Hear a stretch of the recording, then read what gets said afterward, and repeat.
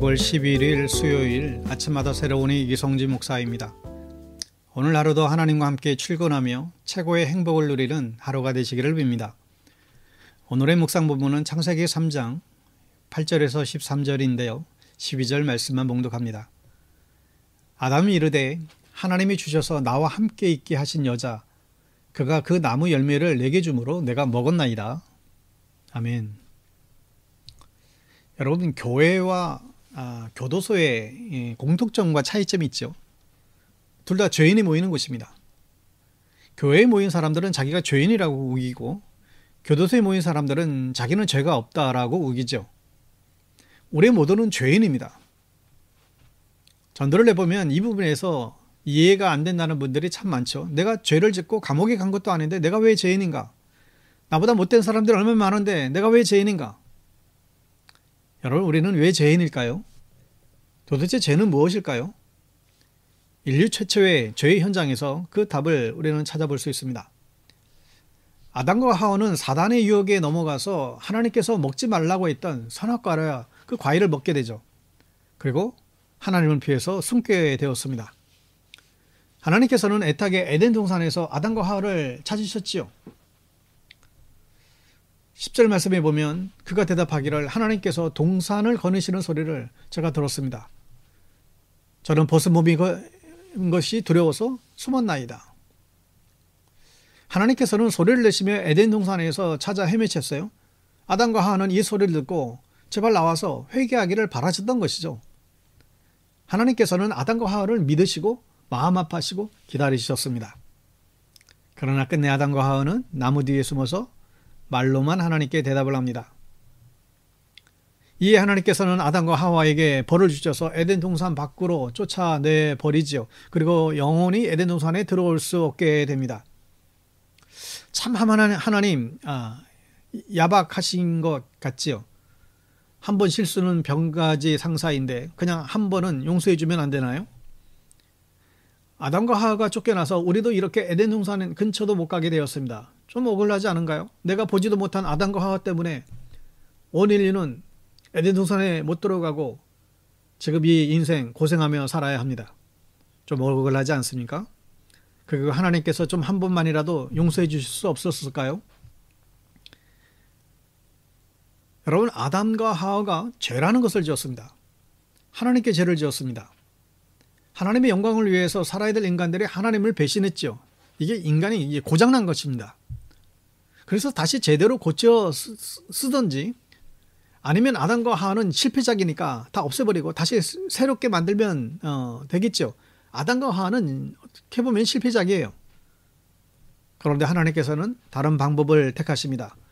죄가 무엇인지 알려주시고 어떻게 회개할 수 있는지를 알려주시고 어떻게 잘못을 고치며 살 수 있는지를 알려주셨어요. 왜 그러셨을까요? 차라리 없애버리고 새로 만들면 되는데 아니면 다시 완벽하게 고치시면 될 것 같은데 그러나 하나님께서는 사람을 믿으셨기 때문입니다. 우리는 하나님을 향한 이 믿음이 있어야 돼요. 하나님께서는 우리를 향한 믿음이 있어요. 그래 너 할 수 있어. 하나님께서는 죄와 용서의 개념으로 새로운 역사를 시작하시죠. 우리는 죄를 짓습니다. 그러나 그 죄를 알고 하나님께 회개하며 용서받을 수 있습니다. 그리고 새 사람이 될 수가 있죠. 하나님께서는 우리를 그렇게 믿고 계십니다. 여러분, 우리를 그렇게 믿는 하나님의 믿음에 보답하는 그런 삶을 살기를 바랍니다. 여러분, 죄가 무엇일까요? 세상에서는 죄라고 하면 윤리적이고 도덕적인 죄를 가리켜요. 도둑질하고 사기치고 살인하고 이런 것이죠. 우리 사회에서 지켜야 할 법을 어겼을 때 죄라고 합니다. 반면 성경에서 말하는 죄는 하나님의 법을 어긴 것을 말해요. 국어사전에 보니까 죄란 도덕이나 종교, 법률 등에 어긋나는 행위라고 설명하고 있습니다. 법은 사람들이 정해요. 자기 사회에서 공감하는 내용을 법으로 만듭니다. 그러다 보니까 여기서는 죄인데 저기서는 죄가 아닌 경우도 정말 흔하게 많아요. 미국은 같은 나라인데도 주마다 다른 법이 적용이 되죠. 그래서 하와이에서는 스마트폰을 보면서 길을 걷으면 벌금을 물린다고 그래요. 또 샌프란시스코에서는 비둘기에게 먹이를 주면 벌금을 물린대요. 이처럼 지역마다 혹은 나라마다 그 법 적용하는 게 다 다릅니다. 이것은 사람들이 이렇게 법을 정하는 것이죠. 그래서 어디서는 죄가 되는 일이 다른 곳에서는 죄가 안 되는 경우도 아주 흔하게 있습니다. 세상의 죄는 사람들이 정합니다. 사람을 죽이면 감옥에 가죠. 그런데 전쟁에서는 사람을 죽이면 상을 받습니다. 더 많이 죽일수록 상을 더 받아요. 죄의 상대성이죠. 세상의 법은 사람들이 정하기 때문입니다. 그러나 하나님께서 정하시는 죄가 있습니다. 그 죄는 하나님 뜻대로 살지 않는 것이 죄입니다. 하나님의 뜻대로 살지 않는 것을 하나님께서는 이것을 죄라고 알려주셨어요. 그런 의미에서 우리 모두는 죄인이죠. 하나님께서는 우리를 만드신 뜻대로 살지 않으면 우리는 모두 죄인입니다. 우리 인생은 하나님을 빼고 이야기할 수 없습니다. 만드신 분의 뜻을 따라서 살아야 할 것입니다. 하나님께서는 아담과 하와를 용서하지 않으신 것이 아니었어요. 용서하셨기에 살려주셨고 용서하셨기에 다른 삶의 도전을 허락하신 것입니다. 우리를 향하신 하나님의 마음이 바로 이 마음이죠. 항상 우리를 향하여 믿어주시고 마음 아파하시고 기다리고 계세요. 여러분, 가장 큰 죄가 뭘까요? 사람을 죽인 죄도 큽니다. 다른 사람에게 큰 피해를 입힌 것도 큰 죄입니다. 그러나 가장 큰 죄는 하나님의 뜻을 저버리고 내 뜻대로 인생을 살아가는 것이죠. 이게 가장 큰 죄입니다. 착하게 살면 의인이 아니죠. 착하게 산다고 의인이 아니에요. 하나님의 뜻을 알고 그 뜻대로 사는 사람이 의인입니다. 그래서 의인은 믿음으로 산다라고 말씀하고 있지요. 하나님께서 나에게 원하시는 것이 무엇일까요? 하나님께서 우리 가정에 원하시는 것은 무엇일까요? 그 뜻을 찾고 순종하는 저와 여러분 될 수 있기를 바랍니다. 여러분, 죄에는 벌이 따라와요. 하나님께서도 아담과 하와에게 죄에 대한 벌을 알려주셨어요. 그 모습을 보면 하나님께서 죄를 얼마나 엄히 심판하신지를 알 수가 있죠. 그런데 아담은 선악과를 따먹은 그 범죄를 해놓고 하와가 주어서 먹었다고 하와에게 책임을 전가해요. 사실 하나님은 다 알고 계셨지만 아담에게 설명할 기회를 준 것이죠. 아담은 회개했어야 했습니다. 자신의 죄를 깨닫고 하나님께 용서를 구해야 했습니다. 그러나 아담은 회개하지 않고 여자에게 핑계를 댔어요. 그리고 그 여자는 분명히 하나님께서 주신 여자였습니다. 결국 하나님의 문제라는 거예요. 또 여자에게 물었지요. 넌 어쩌다가 이런 일을 저질렀느냐? 여자도 핑계댑니다. 뱀이 저를 꿰어서 먹었습니다. 여자도 핑계를 대요. 뱀이 문제라는 거예요. 그리고 뱀은 하나님께서 만드신 뱀이죠. 여자도 결국은 자신의 죄를 인정하지 않고 뱀과 하나님께 책임을 돌리고 있어요. 여러분 잘 보세요. 이처럼 죄는 관계를 파괴합니다.